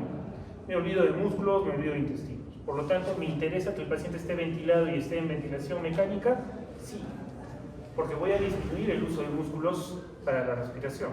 Por lo tanto, esa sangre se distribuye a otros lados. ¿De acuerdo? Entonces es importante que el paciente ya esté en ventilación mecánica. Circulación, acá sin miedo, la norma, todos han escuchado, en la mayor cantidad de casos, menos en el cardiogénico. 30 mililitros por kilogramo. ¿En cuánto? 2 a 3 horas. ¿De acuerdo? Esto no cambia. Esto es agresivo. Pero acá tenemos que tener cuidado. Esto es manejo inicial. Con líquidos tenemos que tener bastante cuidado. Al momento, sin miedo. identificamos el shock, tenemos que pasarle volumen, sin miedo. ¿Esto lo voy a poder mantener a larga data? No. Es un límite muy fino entre darle la cantidad adecuada de volumen que necesita un paciente a que nos pasemos al otro lado y encharquemos al paciente. Distendemos corazón, distendemos ventrículos, edema agudo del pulmón, mayor congestión, mayor trabajo. ¿De acuerdo? Entonces, en el caso del líquido, incluso cuando lean algunas guías y vean el manejo de líquidos, tenemos fases. 4 fases dividen el manejo de líquidos. La inicial, la rápida, la de mantenimiento, la de destete y ya al final de retiro, donde ya tenemos que se supone que el paciente ha respondido y toda la sobrecarga tenemos que eliminar. Entonces acá también han visto cómo nos plantean sobre todo el uso de cristaloides. Todo lo que sea soluciones isosmóticas, lo más parecido a la osmolaridad de la solución. De primera línea, lactatorrina. Cloruro de sodio, ¿se puede utilizar? Sí, el tema es que no se le da demasiado el cloro por las grandes cantidades que necesitamos. Entonces, estamos en el C. D, en este caso es drogas. Hemos iniciado con esto, no tenemos la adecuada respuesta, tenemos que empezar con drogas, independientemente de lo que sea. Noradrenalina, vasopresina, adrenalina, dobutamina, leucimendana en el caso de cardiomédicos. ¿De acuerdo? Esto es un manejo inicial para todo paciente con shock. Hemos hecho este manejo. ¿Qué tengo que preguntar? ¿Qué viene? La causa. Entonces, ¿cómo nos podemos orientar a saber de todo lo que hemos puesto? ¿Qué es? 3 preguntas básicas antes. ¿Cómo está mi gasto cardíaco? Y acá lo dividimos. ¿Está elevado o está bajo? ¿Cómo vamos a ver el gasto cardíaco? Directamente ecocardiografía, no lo tenemos en la clínica Manta. Acá que vamos a tener lo que han mencionado, la presión de pulso. ¿Cómo calculo la presión de pulso? ¿Han escuchado? Sí lo dijo su compañero en la exposición. Tomas la presión y simplemente restas presión sistólica menos diastólica. ¿Cuál es mi valor acá en la presión, en la variabilidad de la presión de pulso? 40. ¿De acuerdo? Si es menos de 40, bajo gasto. Si es más de 40, gasto normal o alto. ¿De acuerdo? Eso es uno. ¿Qué más? ¿Cómo está mi tejido? ¿Hay un adecuado llene capilar? Si el llene capilar es adecuado en este paciente, ¿qué puedo decir del gasto cardíaco? Que es bueno. ¿A qué llamamos un llene capilar adecuado? Menos de 3 segundos. Si el llene capilar es más de 3 segundos, nos vamos al otro punto, gasto cardíaco bajo. ¿De acuerdo? Si tengo un gasto cardíaco bajo, ¿a dónde me estoy yendo? Al shock cardiogénico. Si tengo un gasto cardíaco normal, los otros tipos de shock. Perfecto. Vemos esto, gasto cardíaco. ¿Bajo o alto? ¿Cuál es mi siguiente pregunta? ¿Cómo están las venas? Venas centrales. ¿De acuerdo? ¿Qué tengo que ver acá? ¿La vena está colapsada o está distendida? Ingurgitación yugular. Si tengo en la mano POCUS, que es ecografía, ¿qué mido? Vena cava inferior. Y ahí tengo que ver, la vena cava, las venas, ¿están distendidas, están normales o están colapsadas? Si la vena está colapsada, está disminuida, o está normal o aumentada. Si está colapsada, ¿de qué me habla? Pérdida de volemia. ¿A qué nos orienta? Shock hipovolémico. ¿De acuerdo? Si esto está aumentado, al resto de shocks. ¿De acuerdo? Si esto está muy distendido, ¿cuál va a ser la posible causa? Más shock obstructivo. Y en esta tenemos los 3, ¿no? Taponamiento cardíaco, neumotórax de tensión, un tromboembolismo pulmonar masivo. ¿Cuál es mi tercera pregunta? ¿Cómo está el pulmón? El pulmón pasa bien el murmullo, hay crépitos, hay estertores gruesos, no pasa nada del murmullo. Esto también me va a orientar a ver si esto es cardiogénico o si es obstructivo. Si yo encuentro un paciente con shock, con bajo gasto, y veo estertores, esto va a ser shock cardiogénico hasta que me demuestren lo contrario. ¿De acuerdo? Estas tres preguntas me van a orientar a cómo voy a catalogar al paciente de shock. Si todo esto no me cuadra, ahí hago la tercera pregunta, ¿qué está pasando? ¿Es un shock mixto? Un paciente cardiogénico no se puede infectar con una neumonía. Ahí tenemos que buscar las otras causas de shock, ¿de acuerdo? Y así, ¿cuáles son las distribuciones de shock?